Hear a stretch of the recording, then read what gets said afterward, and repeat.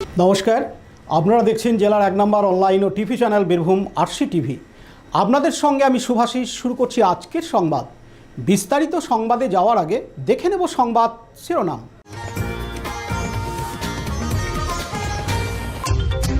2021 সালের ভোট পরবর্তী হিংসায় হুমকির অভিযোগে থানায় অভিযোগ।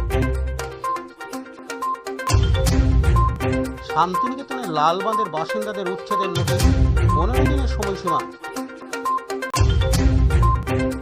ঘটনার 24 ঘন্টার মধ্যে গ্রেপ্তার অভিযুক্ত স্বামী। স্বনির্ভর গোষ্ঠীর ব্লক লেভেল ট্রেনারদের ডেপুটেশন সিউড়িতে। এবার সংবাদ বিস্তারিত। 2021 সালে ভোট পরবর্তী হিংসায় চিকিৎসকের বাড়ি ও নার্সিংহোমে হুমকির ফোন। বোমা মারার ঘটনায় ফের নতুন করে বীরভূমের সিউড়ি থানায় অভিযোগ দায়ের করলেন সিউড়ির এক চিকিৎসক। সিউড়ি পৌরসভার 3 নম্বর ওয়ার্ডের তৃণমূল কাউন্সিলরের বিরুদ্ধে তিনি অভিযোগ দায়ের করেন। তার অভিযোগ, 2021 সালের ভোট পরবর্তী সময়ে তাকে ফোন করে হুমকি দেয় তৃণমূলের ওই কাউন্সিলর। তার দুদিন পর তার নার্সিংহোমের দেয়ালে বোমা মারা হয়। সেই সময় থানার অভিযোগ করলেও কোনো কাজ হয়নি। তাই নতুন সরকার গঠন হওয়ার পর নতুন করে অভিযোগ।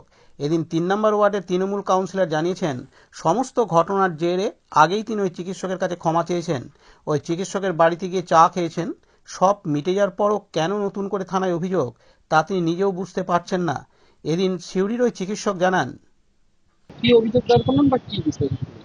বিষয়টা হচ্ছে 28শে মে 2021 রাত্রি 10টায় বিদ্যাসাগর সাউ, যে এখানে আমাদের সিউড়িতে ভাইস চেয়ারম্যান ছিল, সে রাত্রেবেলায় আমাকে ফোন করে আমার নার্সিংহোম ভাঙচুর করবে, আমাকে আমার মানে কোমর ভেঙে দেবে এবং আরও অশ্রাব্য ভাষায় গালিগালাজ করে আমাকে এবং আমার প্রতিষ্ঠানকে একদম ক্ষতিগ্রস্ত করে দেবে। এবং রাত্রেই সে বলে, যাবো নাকি এখনই, যে ভাঙে ঝুড়ি দিয়ে আসবো। ঠিক তার দুদিন পরেই আমার বাড়িতে 2টি বোম ফেলায়। আমি খবর সূত্রে পরে জানতে পারলাম যে এটা ওখান থেকেই সমস্ত ইনস্ট্রাকশন দিয়ে আমার বাড়িতে বোম ফেলানো হয়। তদানীন্তন সেদিন, এটা হচ্ছে 30শে মে 2021 পোস্টপল ভায়োলেন্স হিসাবে। 31 তারিখে আমি যখন এফআইআর করি, তখন দেখলাম এই থানা তার নিজেরই সুমোটো একটা এফআইআর করে আমার এফআইআরটাকে ঝামাচাপা দেওয়ার জন্য এবং কোনো তদন্ত না করেই একটা এফআইআরটি করে দেয়। যেটা আমি জানতে পারলাম যে থানাতে এসে, যে আমার এই তদন্তর নামে প্রহসন হয়েছে, কোনো তদন্তই হয়নি। ইনফ্যাক্ট আমার কাছে যে ভিডিও ক্লিপিং ছিল দেওয়ার ইচ্ছা করা অনেকবার বলা সত্ত্বেও সেই ভিডিও ক্লিপিংসও তারা নেয়নি। এবং যে আমাদের এখন যে বড়বাবু আছেন, আইসি সাহেব আছেন, তিনি দেখে বললেন যে আপনার তো তদন্তই হয়নি, আমি আবার নতুন করে তদন্ত করার জন্য উপরতলার সঙ্গে কথা বলে নিই। আমাদের মুখ্যমন্ত্রী এখন যে কথাটা বলেছেন, যে সমস্ত পোস্টপল ভায়োলেন্সের কোনো রকম তদন্ত হয়নি বা খুশি নয়, তারা আবার তদন্ত করাবেন। সেই জন্য আমি আজকে সিউড়ি থানায় একটা এফআইআর দিলাম, যে যাতে করে সেই যে ঘটনাটি ঘটেছিল তার পূর্ণাঙ্গ তদন্ত হয়ে দোষী ব্যক্তিদের শাস্তি পাক। কারণ তখন পূর্বতন যে সরকার, সেই সরকার তাদের নেতাদের বাঁচানোর জন্যই এরকম কাজ করিয়েছে। পোস্টপল ভায়োলেন্স আমরা সবাই জানেন কি হয়েছে, এবং এক্ষেত্রেও তাই হয়েছিল। এবং সবথেকে খারাপ লেগেছে যে একজন সরকারি অফিসার হয়েও আমি থানার সেই আইওর কাছ থেকে কোনো ধরনের কোনো সাহায্য পাই। সেই ঘটনার পরে কি আর অন্য কোনো ঘটনা কি আপনি তার তরফ থেকে? না, এই ঘটনার পরে আর তারা আমার সঙ্গে কিছু করেনি, কারণ থানাতে যখন এসেছিলাম তারপরে আর তারা কিছু করে উঠতে পারে। আপনার নাম? আমি ডক্টর দেবাশিস দেবাংশী, আর আমার মিসেস শ্রীমতী গৌরী দেবাংশী, যিনি এফআইআর করলেন, কারণ এই নার্সিংহোমটা তার নামেই আছে। আমি তার লিগ্যাল গার্জিয়ান হিসাবে আজকে থানায় এসে এই অভিযোগ জমা দিলাম। অন্যদিকে সিউড়ি পৌরসভার 3 নম্বর ওয়ার্ডের কাউন্সিলর বলেন, আমি তো শুনে অবাক হয়ে যাচ্ছি যে একটা মানুষের সঙ্গে এত ভালো সম্পর্ক, কোনো একটা বিষয়ে ওনার সঙ্গে আমার কথা কাটাকাটি হয়েছিল, তারপরে অন্তত উনি 50 বার ওনাকে বলেছি, দাদা ওটা কিছু মনে করেন না, কথা কাটাকাটি হয়ে গেছে, ছোট ভাই হিসেবে ক্ষমা করে দিয়েন। আমার কাছে এসছে, মিউনিসিপ্যালিটিতে এসছে, তার ট্যাক্স সংক্রান্ত, তার নার্সিংহোমের ট্রেড লাইসেন্স সংক্রান্ত সমস্ত ব্যাপার নিয়ে এসছে, আমি করে দিয়েছি। দাদার কাছে অন্তত বলেছি, দাদা কিছু মনে করেন না, হ্যান না ত্যান না। তারপরেও ওনার বাড়ি গেছি, ওনার বাড়িতে চা খেয়েছি, বসেছি, গল্প করেছি। উনি এসছেন মিউনিসিপ্যালিটিতে, ঘন্টার পর ঘন্টা আমাদের গল্প হয়েছে। এবং ওনার মেয়েকে যখন লাস্ট 6-8 মাস আগে যখন মিউনিসিপ্যালিটিতে ঢোকানোর ব্যাপারে উনি এসেছিলেন, আমাকে বলেছিলেন, বিদ্যা একটু দেখে দিও। আমি বলেছি ঠিক আছে দাদা, সিউড়ির মেয়ে, আপনার মেয়ে যদি এখানে কাজ করে আমাদের ভালো হবে। তো উনি করেছেন। এবং আমাদের এই লাস্ট যে ভোট হলো 2026-এ, সেখানেও আমরা একসাথে ভোট করেছি। আগেও উনি পার্টি অফিসে আসতেন, পার্টি অফিসে আগে ওনার একটা রুম ছিল, সেখানে উনি সার্ভিস দিতেন। সমস্ত বিষয়ে এবারেও ভোট করেছি, একসাথে মিটিং করেছি। তারপরে কেন হঠাৎ করে আজকে উনি এটা করতে গেলে বা করলেন, আমি নিজে অবাক হয়ে যাচ্ছি যে উনি এই বিষয়টা কি করে বললেন। এটা হয়তো অন্য কোনো রাজনৈতিক তার হয়তো সুবিধার্থে কিছু করতে পারেন, বাট আমরা সবাই একসাথে ছিলাম, একসাথে আছি এখনো।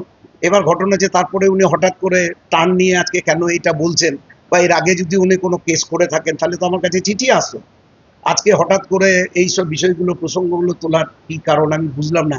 এবং আমাদের যে ব্যক্তিগত একটা স্তরে এত ভালো সম্পর্ক, সেই সম্পর্কর পরেও যে কেন এটা করছেন সেটাও আমরা বুঝতে পারলাম না। 2021 সালে ভোট পরবর্তী থেকে আপনার নামে কোনো অভিযোগ হয়েছিল? না না, আমি কোনো অভিযোগ নেই আমার এগেনস্টে। আমার এগেনস্টে অভিযোগ হলে তো এতদিন ধরে কি আমি নোটিশ পেতাম না?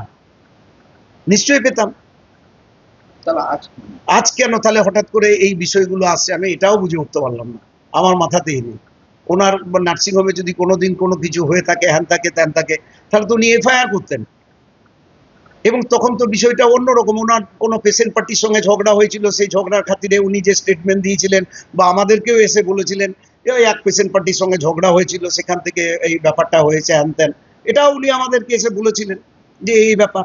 এরপরে তারপরে সেই মানুষটা যে এতটা চেঞ্জ হয়ে যাবে, 360 ডিগ্রি চেঞ্জ হয়ে গিয়ে মানুষটা এরকম করতে পারেন, এটা শুনেও আমি অবাক হয়ে যাচ্ছি। আপনার নাম? আমার নাম বিদ্যাসাগর সাউ, কাউন্সিলর, সিউড়ি মিউনিসিপ্যালিটি। সিউড়ি থেকে পার্থ দাসের রিপোর্ট, বীরভূম আরসি টিভি।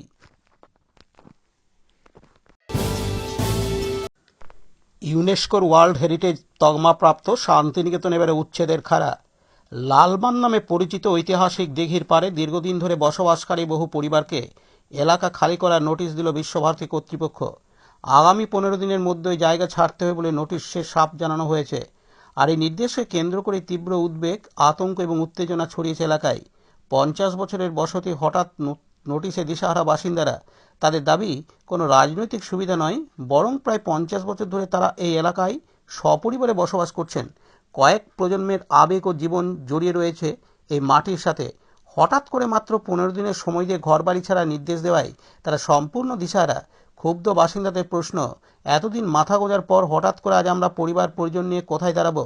রাজনৈতিক প্রতিহিংসার অভিযোগ এই উচ্ছেদ প্রক্রিয়াকে কেন্দ্র করে ইতিমধ্যে দানা বাঁধতে শুরু করেছে রাজনৈতিক চাপানুতর। ক্ষতিগ্রস্ত বাসিন্দাদের একাংশের স্পষ্ট অভিযোগ, রাজ্যে রাজনৈতিক পট পরিবর্তনের পর থেকেই তাদের উপর নানাভাবে চাপ সৃষ্টি করা হচ্ছিল। এই উচ্ছেদ নোটিশ তারই চূড়ান্ত রূপ। মানবিকতার খাতিরে বিকল্প বাসস্থানের দাবি। আপাতত শান্তিনিকেতনের লালবান এলাকার চরম উত্তেজনার পরিবেশ তৈরি হয়েছে। তবে এখনও কোনো আইনি বা প্রশাসনিক সংঘাতে না গিয়ে মানবিকতার খাতিরে বিশ্বভারতী কর্তৃপক্ষের কাছে কিছুটা সময় ভিক্ষা করেছেন বাসিন্দারা। তাদের বক্তব্য, কর্তৃপক্ষ যদি তাদের আরও কিছুটা সময় দেয় তবে তারা অন্তত মাথা গোঁজার মতো একটি বিকল্প বাসস্থানের ব্যবস্থা করার সুযোগ পাবেন। বিশ্বভারতী কর্তৃপক্ষের এই কড়া পদক্ষেপের পর স্থানীয় প্রশাসন বা রাজ্য সরকার ক্ষতিগ্রস্ত পরিবারগুলির পাশে দাঁড়াতে কোনো উদ্যোগ নেয় কিনা এখন সেটাই দেখার। এদিন এলাকার বাসিন্দারা জানান, সুবিধা কালকে নোটিশ দিয়েছে, এবারে 15 দিন সময় দিয়েছে, ঠিক আছে। আমরা 15 দিন আমরা কোথায় যাব? কোথায় আমরা আমাদের কিনা ব্যবস্থা না করে দিলে আমরা কোথায় যাব? আমাদের ঘর নাই, দুয়ার নাই। তো এই মুহূর্তে যদি আমাদের ঘর দুয়ার ভেঙে যায় আমরা কোথায় যাবো? ছেলে বউ নিয়ে। কে নোটিশ দিয়েছে? বিশ্বভারতী থেকে নোটিশ দিয়ে গেছে। কেন দিয়েছে? ঘরগুলো ভাঙবার লেগে দিয়ে গেছে। জায়গাটা কি বিশ্বভারতী? হ্যাঁ, বিশ্বভারতী জায়গা। ওরা এর আগেও কি নোটিশ দিয়েছে? না, আগে নোটিশ দেয়নি। হঠাৎ করে আজকে হ্যাঁ, হঠাৎ করে নোটিশ কি দিয়েছে। বলতে চাইছে ওরা? ওরা বলছে 15 দিনের মধ্যে উঠে যেতে হবে। কেন আপনারা কিছু জিজ্ঞাসা করেছেন? আমরা কি জিজ্ঞেস করে নাই, আমরা নোটিশ দিয়ে আমরা জিজ্ঞেস করলাম, বলছে তোমরা বিশ্বভারতীতে সবাই মিলে যাও, তাই বলি। আপনারা কতদিন থেকে আছেন? আমরা 50 বছর হয়ে গেল। আগে কি কোনোদিন নোটিশ পেয়েছেন? না, আগে নোটিশ পাইনি, এরকম হঠাৎ করে হয়েছে? হঠাৎ করেই হয়েছে এটা। আপনার নাম? আমার নাম মাধবী হাজরা, জায়গার নাম? জায়গার নাম ভুবনডাঙ্গা। কি হয়েছে, কি ঘটনা এবং কিসের নোটিশ? ঘটনা এটা বিশ্বভারতীর জায়গা, এটা বিশ্বভারতীর জায়গা। নোটিশ দিয়েছে যে আমাদেরকে উঠে যেতে হবে, কিন্তু এই মুহূর্তে এই 15 দিনের মধ্যে আমরা 1 মাস পারলেও আমরা উঠতে পারবো না, 1 মাস বললেও উঠতে পারবো না। আমরা এই 15 দিনের মধ্যে আমরা কোথায় যাব? আমাদের কি আছে যে ঘর ভাড়া করে থাকবো? কেমন রোজগার রয়েছে মানুষের যে ঘর ভাড়া করে থাকবে? সেইটা আমরা পারবো না কেউ। সেইটাই বলতে চাই যে আপনারা কিছু একটা ব্যবস্থা করুন, আর কিছু না। এবার বলুক, এবার তুমি বলো কিছু। কারা এই নোটিশ দিয়েছে? এই বিশ্বভারতীর লোকরাই নোটিশ দিয়েছে। ভিসি দিয়েছিল না, এতদিন দেয় নাই, ওইটা অনেক দিন আগে হয়েছে। অনেকদিন আগে এরকম হয়েছিল, কিন্তু মানুষ তো থেকে গেছে, তো 20 বছর আগে হয়েছে এটা। কিন্তু এইটা হট করে এরকম করে কোনো অসুবিধা হচ্ছে, আমাদের তো অসুবিধা পড়ে গেছি, ছেলে জিনিসপত্র যায় কোথায় যাবো আমরা? এই ভিসি দিয়েছে, আপনারাই বলুন। সেটা আমরা তো বলতে পারবো না, হঠাৎ করে নোটিশ কিসের জন্য দিয়েছে, ওরাই জানবে সেটা। আমরা যাব কোথায়? এই 15 দিনের মধ্যে এরকম কি হয়? 1 মাস করলেও আমরা পারবো না যেতে। আপনারা কি বিশ্বভারতী কর্তৃপক্ষকে জানিয়েছেন বিষয়টি?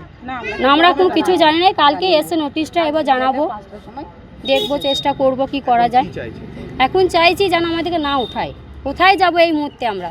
15 দিনকে মুখের কথা যে 15 দিনের মধ্যে আমরা চলে যাব, পারবো না আমরা এখান থেকে যেতে। এই ছেলে পিলে জিনিসপত্র নিয়ে কোথায় যাব আমরা, সেটাই জানতে চাই, যে সবাই বলুক। তা এবার যদি ব্যবস্থা করুক যে এই যে যারা কাজ করছে তাদের মাইনে বাড়াক, আর না হলে যাদের কাজ নেই তাদেরকে কাজ দেখ, আমরা সেই মাইনে আমরা চলে যাব, ওই মাইনে নিয়ে আমরা ভাড়া কাটাবো, ঘর ভাড়া নিয়ে থাকবো। কি করবো? আমরা পারবো এরকম করে যেতে? কেউ পারবো না, গোটা পাড়ায় আমরা পারবো না। আমার নাম শকুন্তলা হাজরা। শান্তিনিকেতন থেকে কাজী আমিরুল ইসলামের রিপোর্ট, বীরভূম RCTV। ঘটনার 24 ঘন্টার মধ্যে গ্রেপ্তার অভিযুক্ত স্বামী। গত বুধবার 20 মে বিকেলে দুবরাজপুর পৌরসভার 10 নম্বর ওয়ার্ডের চমরু চকপাড়ায় এক গৃহবধূ মেহেরুন্নেসা বিবিকে গুলি করার অভিযোগ ওঠে তার স্বামী শেখ আফতাবের বিরুদ্ধে। গৃহবধূর পেটে গুলি লাগে, তারপরে গা ঢাকা দেয় অভিযুক্ত স্বামী শেখ আফতাব। এরপর তদন্ত শুরু করে দুবরাজপুর থানার পুলিশ। খোঁজ শুরু হয় অভিযুক্তের ও আগ্নেয়াস্ত্রের। ঘটনার 24 ঘন্টার মধ্যে গা ঢাকা দেওয়া অভিযুক্তকে গ্রেপ্তার করল দুবরাজপুর থানার পুলিশ। পাশাপাশি পুলিশ অভিযুক্তকে নিয়ে তার বাড়ি থেকে উদ্ধার করল 9mm পিস্তল, ম্যাগজিন, 3 রাউন্ড গুলি। স্বামী শেখ আফতাব জানান, কেন গুলি করতে যাব? দুর্ঘটনা ঘটে গেছে, 6 বছর ধরে তার কাছে রয়েছে 9mm পিস্তল বলে জানান। সব দিক তদন্ত করে দেখেছে দুবরাজপুর থানার পুলিশ। ধৃতকে শুক্রবার 22 মে দুবরাজপুর আদালতে তোলা হলে বিচারক 5 দিনের পুলিশি হেফাজতে নির্দেশ দেন। এদিন অভিযুক্ত স্বামী শেখ আফতাব জানান, কেন গুলি করতে পারবো? গুলি কেন করতে পারবো? ওটা দুর্ঘটনা ঘটে গেছে, কিসের জন্য গুলি করতে পারবো? আমি নিজের মতো কেন গুলি করতে পারবো? আচ্ছা, তাহলে আপনার কাছে কেন মজুদ ছিল? ওরও 6 বছর থেকে ছিল, ধ্যান ছিল। আচ্ছা, আপনি কি আগ্নেয়াস্ত্র রাখতে পারেন? দুবরাজপুর থেকে লালটু মুখার্জির রিপোর্ট, বীরভূম RCTV। পঞ্চায়েত স্তরে স্বনির্ভর গোষ্ঠীর মহিলাদের বিভিন্ন ধরনের প্রশিক্ষণের জন্য রয়েছে ব্লক লেভেল ট্রেনার। চুক্তি অনুযায়ী মাসিক 26 দিন কাজ পাওয়ার কথা, কিন্তু দীর্ঘদিন তারা কাজ থেকে বঞ্চিত। তাছাড়া সঠিক সময়ে সাম্মানিক প্রদান, স্থায়ীকরণ, সমস্ত ব্লকে একসাথে প্রশিক্ষণ শুরু করা ইত্যাদি দাবিতে শুক্রবার 22 মে সিউড়ি জেলা শাসক সহ জেলার অন্যান্য আধিকারিকদের নিকট স্মারকলিপি প্রদান করা হয় ব্লক লেভেল ট্রেনারদের পক্ষ থেকে। এদিন জেলার প্রতিটি ব্লক এলাকা থেকে মহিলা সহ পুরুষেরা জেলা শাসকের দপ্তরের সামনে জমায়েত হয়ে ক্ষোভ প্রকাশ করেন। তাদের মধ্যে পারভিন বিবি এবং উত্তম দাস এক সাক্ষাৎকারে তাদের দুঃখের কথা ব্যক্ত করেন এবং মুখ্যমন্ত্রীর দৃষ্টি আকর্ষণ করেন স্মারকলিপি প্রদানের মাধ্যমে। এদিন পারভিন বিবি ও উত্তম দাস আরও জানান, আমরা এসেছি স্বনির্ভর দলের ব্লক লেভেল ট্রেনার সারা বীরভূম জেলার। আমরা এসেছি এই জন্যই যে আমাদের ট্রেনারদের সবসময় কাজ দেওয়া হয় না, তার জন্য আমরা কাজের দাবিতে, এবং আমাদের একটা অর্ডার ছিল 20 দিন, মাসে 20 দিন, 20 থেকে 26 দিন কাজ দিতে হবে। সেটা কিন্তু বাস্তবে রূপ হয় না। যে কোনো বিএলটি যদি কাজ পায় তো সাম্মানিক ঠিকমতো পায় না, তাকে হেনস্থা হতে হয়, এবং সেটা 1 বছর সময় পর্যন্ত লেগে যায়, অপেক্ষা করতে হয় মাইনেটা পেতে। এর জন্য আমরা এসেছি। বর্তমান যিনি মুখ্যমন্ত্রী হয়েছেন উনি বলেছেন যে যে সমস্ত অস্থায়ী কর্মী আছেন তাদেরকে স্থায়ীকরণ করার জন্য। তাদের সংসার ঠিকমতো চলে না, তাদের মাইনেটা যেটা সঠিক প্রাপ্য সেই রকম মাইনে দেওয়ার ব্যবস্থা করব এবং তাদের কাজে স্থায়ীকরণ করব। এই জন্যই আমরা এসেছিলাম প্রজেক্ট ডাইরেক্টরের কাছে একটা স্মারকলিপি জমা দেওয়ার জন্য, এবং এই ডিস্ট্রিক্ট ম্যাজিস্ট্রেটের কাছে একটা স্মারকলিপি জমা দেব, এবং যিনি পঞ্চায়েতে গ্রামোন্নয়ন মন্ত্রী তাকেও একটা স্মারকলিপি জমা করব আমরা ইমেলের মাধ্যমে। আমাদের কাজ হচ্ছে সমস্ত এসএইচজি যারা মহিলা দলের তাদেরকে প্রশিক্ষণ দেওয়া কাজ, বিভিন্ন রকম প্রশিক্ষণ দেওয়া হয়। 2015 সাল থেকে করছি। আমাদের স্থায়ী কোনো মাইনে নেই, অনারিয়াম। সর্বনিম্ন 250 টাকা নিজের পঞ্চায়েতে করলে, এবং পাশের পঞ্চায়েতে করলে 300 টাকা। এই কাজ কি আপনাদেরকে সরকার থেকে ইয়ে করা হতো? হ্যাঁ, সরকার থেকে পরীক্ষা দিয়ে আমরা পরীক্ষা দিয়ে হয়েছি। আবার একটা বিষয়, আমি পুরুষ বিএলটি বলে আমাকে বলছে যে কাজ তোমার হবে না। এখানে আমাদের যিনি প্রজেক্ট ডাইরেক্টর আছেন উনি বলছেন যে আমি করতে পারবো না, আপনারটা পোর্টালে নিচ্ছে না। তা আমি তো 2014-15 সাল থেকে কাজ করে আসছি, তাহলে আমি এখন কোথায় যাব? আমার তো সংসার আছে, আমি তো কোনো কাজ করতে পারি না। আমি একজন শিক্ষিত বেকার, MA পাস করে এই ট্রেনিংয়ে কাজ করছি দীর্ঘদিন ধরে। আজকে ওনারা এইরকম বললে আমি যাই কোথায়? এসএইচজিতে তো একমাত্র শুধুমাত্র মহিলাদের জন্য স্বনির্ভর গোষ্ঠী, তাহলে পুরুষরা থাকবে কেন? না, তখন নিয়ম তখন ছিল, তখন একটা অ্যাডভার্টাইজমেন্ট বেরিয়েছিল, সেই অনুযায়ী আমি রিক্রুটমেন্ট হয়েছিলাম। সেখানে মেল ফিমেল বলে কোনো উল্লেখ ছিল না। আর তখন মহিলারা আমার এলাকাতে স্বনির্ভর দল করতে চাইছিল না, তার জন্য আমি সুযোগটা পেয়েছিলাম। আপনাদের এখন স্বনির্ভর দলের ট্রেনার কতজন আছেন? প্রায় 700 জন। 719 জন। এখন কতজন পুরুষ আর কতজন মহিলা? আমাদের এখানে পুরুষ 3 জন, বাকি সব মহিলা। আপনাদের দাবি কি কি? শুধু এই তিনটেই? আমাদের দাবি হচ্ছে প্রতি মাসে 26 দিন কাজ করতে হবে, স্থায়ীকরণ করতে হবে, এবং মাইনেটা পে স্লিপের মাধ্যমে দিতে হবে। মাইনেটা পে স্লিপের মাধ্যমে অ্যাকাউন্টে দিতে হবে এবং স্থায়ীকরণ করতে হবে, এটাই আমরা চাই। আমার নাম উত্তম দাস, খয়রাসুল ব্লক, লোকপুর পঞ্চায়েত, বনকাটা গ্রাম। সমান ট্রেনিং পায়। সিউড়ি থেকে পার্থ দাসের রিপোর্ট, বীরভূম আরসি টিভি। আজকের সংবাদ এই পর্যন্ত। পরবর্তী সংবাদের জন্য চোখ রাখুন বীরভূম আরসি টিভির পর্দায়। নমস্কার।